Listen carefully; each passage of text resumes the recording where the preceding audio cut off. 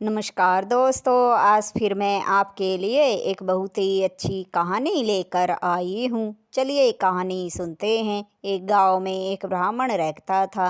वह भिक्षा मांगकर अपना गुजर किया करता था। उसे किसी वेद शास्त्र का ज्ञान भी नहीं था। तो जब भी वह भिक्षा लेने के लिए जाता तो गांव के लोग उसे डांट डपकार कर भगा देते थे। अब ब्राह्मण मन में सोचने लगा कि वह तो इतना गरीब है कि उसकी तो कभी शादी भी नहीं होगी और न ही उसका कोई अपना था। एक बार एक साधु ने ब्राह्मण से कहा कि तुम विवाह के बारे में मत सोचो। अगर तुमने विवाह कर लिया तो तुम्हारे लिए मुश्किलें और बढ़ जाएंगी, क्योंकि गरीब आदमी के लिए स्त्री का घर में होना बहुत ही दुर्भाग्यपूर्ण होता है, क्योंकि स्त्री की बहुत से ज़रूरतें होती हैं और तुम तो वैसे भी गरीब हो, तुम उसकी ज़रूरतें पूरी नहीं कर पाओगे। इसलिए मैं तो कहता हूँ तुम जीवन में अकेले हो तो ही अच्छा है। ब्राह्मण को उसके साधु की बात समझ में आ गई। कुछ दिनों के बाद फिर एक आदमी ने ब्राह्मण से कहा कि तुम्हारा अगर विवाह हो जाता तो तुम्हारी भी पत्नी और बच्चे होते और तुम खुशहाल जीवन जीते। ब्राह्मण के दिमाग में उस व्यक्ति की बात बैठ गई।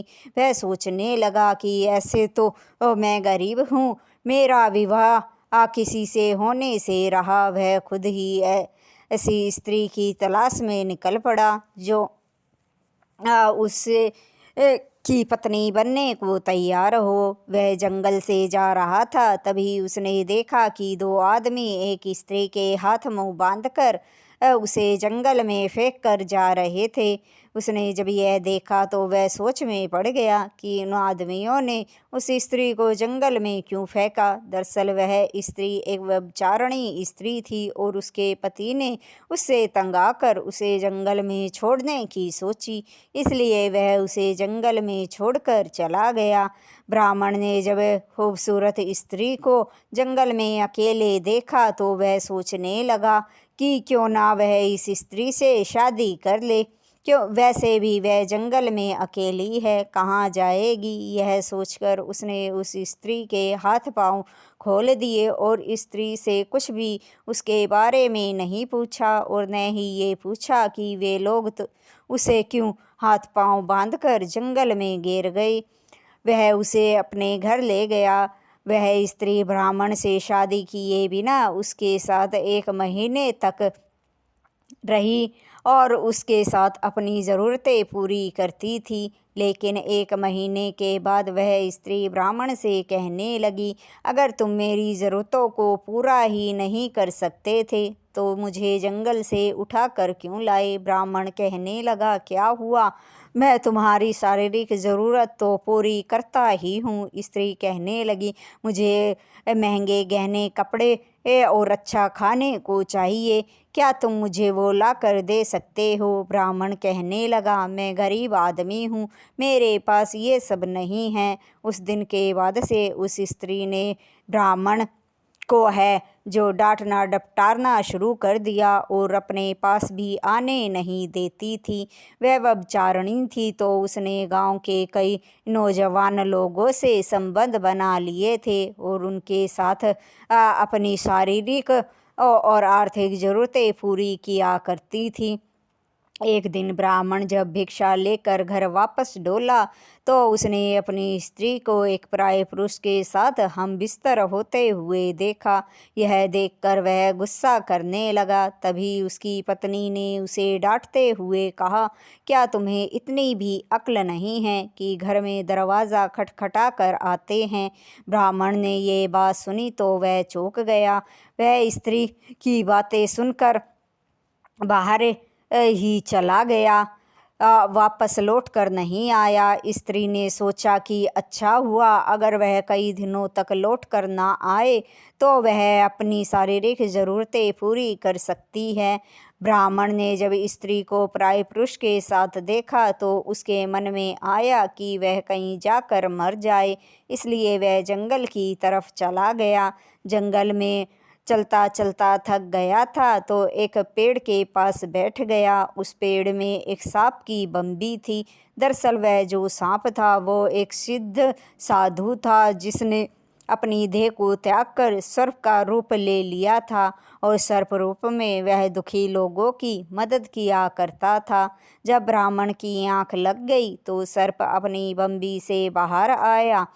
सर्प की पुकार सुनकर ब्राह्मण की आंख खुल गई, वह डर गया। तभी सर्प आदमी की भाषा में बोला कि डरो मत, मैं तुम्हें कुछ नहीं कहूँगा। तुम बड़े दुखी नजर आ रहे हो, क्या बात है? सर्प को आदमी की तरह बातें करते देखकर ब्राह्मण चौंक गया। ब्राह्मण ने कहा, तुम तो आदमी की तरह बोल रहे हो।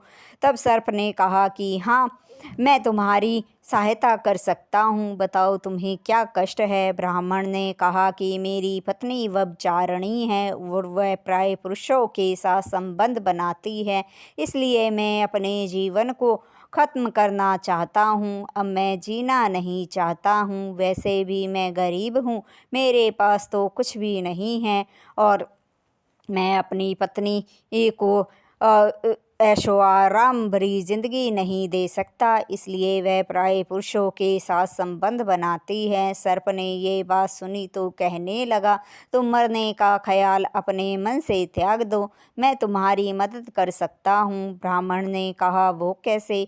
सर्प ने कहा कि यहाँ से आगे एक राज्य है, उसका जो राजा है उसे एक मौसम विशेषज्ञ की ज़रूरत है।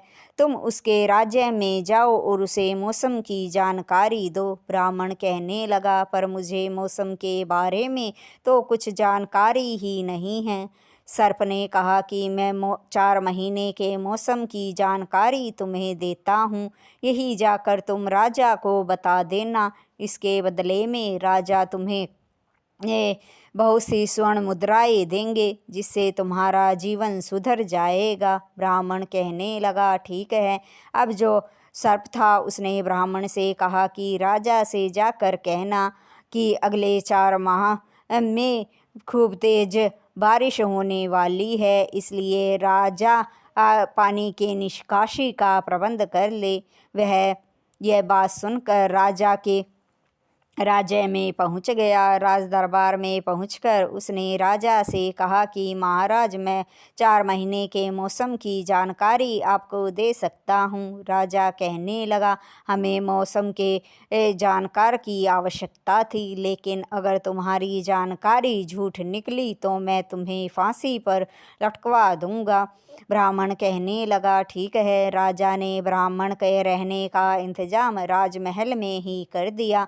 फिर ब्राह्मण ने राजा से दूसरे दिन कहा कि महाराज, अगले 4 माह में खूब तेज बारिश होगी और बाढ़ आएगी, आप राज्य के पानी की निकासी का प्रबंध कर ले। राजा ने ऐसा ही किया और ब्राह्मण के कहे अनुसार बहुत जोरों की राज्य में बाढ़ आई, लेकिन राजा ने पहले ही पानी के निकासी का प्रबंध कर लिया था तो राज्य को ज़्यादा क्षति नहीं पहुंची।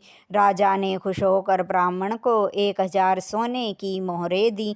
मोहरें लेकर ब्राह्मण वापस अपने घर की ओर चल पड़ा, यह सोचकर कि मोहरें देखकर उसकी पत्नी उसका सम्मान करेगी और वह व्यभिचार को छोड़ देगी। लेकिन रास्ते में जंगल से जाते हुए उसके मन में विचार आया कि अगर सर्प ने राजा को ये बता दिया कि भविष्यवाणी उसकी थी, मेरी नहीं थी, तो राजा मुझे फांसी पर टकवा देगा।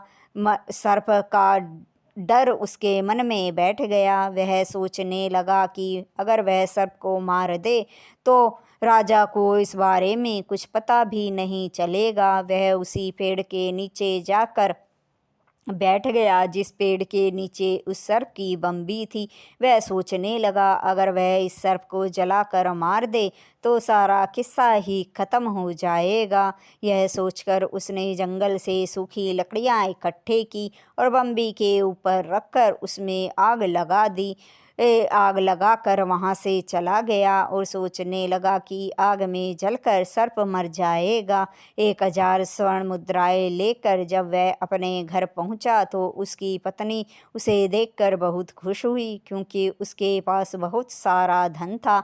अब जो पत्नी थी वह उसकी खुशामद करने लगी और उसने अपने यारों को भी कुछ दिनों के लिए अपने घर आने से मना कर दिया। वह ब्राह्मण की सेवा करने लगी। ब्राह्मण को ऐसा लगा कि उसकी पत्नी सुधर गई है, लेकिन ब्राह्मण की पत्नी तो व्यभिचारिणी थी, वह सुधर कैसे सकती थी। उसने धीरे धीरे करके ब्राह्मण से सारा धन ले लिया और फिर उसे घर से निकाल दिया। दरअसल उसे गांव का ही एक नौजवान छैल गाभरू पसंद आ गया था और वह उसके साथ व्यभिचार करने लगी। अब तो उसके पास धन भी था।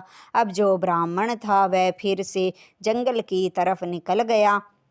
वह कर भी क्या सकता था। वह उसी पेड़ के पास पहुंच गया जहाँ पर उस सर्प की बम्बी थी, लेकिन वहाँ पर सर्प को देखकर हैरान हो गया। उसने तो सोचा था कि सर्प आग में जलकर मर गया होगा, लेकिन सर्प तो वहाँ जीवित था। सर्प ने जब ब्राह्मण को देखा तो कहने लगा कि मन तो करता है कि मैं तुम्हें अभी डस लूँ। फिर ब्राह्मण ने बताया कि मुझे माफ़ कर दो, मैंने डर के कारण तुम्हारी बम्बी में आग लगा दी थी, पर मैं जब घर गया तो मेरी पत्नी व्यभिचारिणी थी, तो उसने मेरा सारा धन ले लिया और मुझे घर से निकाल दिया। अब जो सर्प था उसे उस पर दया आ गई और वो कहने लगा कि मैं तुम्हें कुछ नहीं करूँगा। अब फिर तुम राजा के पास जाओ और फिर से मौसम की भविष्यवाणी करना। अब जो ब्राह्मण था कहने लगा तुम्हारा शुक्रिया जो तुमने मुझे डसा नहीं। तब सर्प ने कहा कि अब की बार राजा से जाकर कहना कि अब की साल जो है भयंकर सूखा पड़ेगा, जलाशयों और तालाबों को भर कर रखे।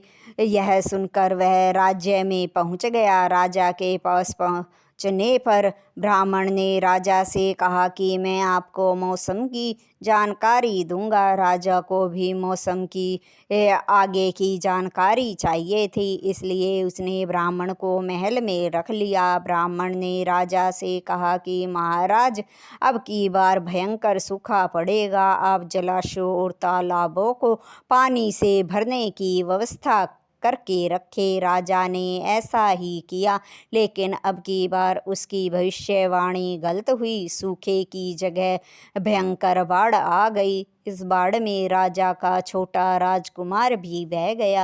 राजा को बड़ा क्रोध आया। उसने ब्राह्मण को मौसम की गलत जानकारी देने पर फांसी पर चढ़ा दिया। इस तरह से ब्राह्मण को फांसी हो गई। इसलिए कहते हैं कि हमें कभी भी 3 लोगों पर कभी विश्वास नहीं करना चाहिए। एक तो व्यभिचारिणी स्त्री पर भूलकर भी भरोसा नहीं करना चाहिए, क्योंकि व्यभिचारिणी स्त्री धोखा ही देती है और कब धोखा देकर चली जाए पता भी नहीं चलता। और एक लंपट पुरुष पर भी भरोसा नहीं करना चाहिए, वह पेंदी के लोटे की तरह होता है, कब किस तरफ होले पता नहीं चलेगा। और तीसरा, चोर डाकुओं की संगति नहीं करनी चाहिए, क्योंकि इनकी संगति से हमेशा जान का खतरा लगा रहता है।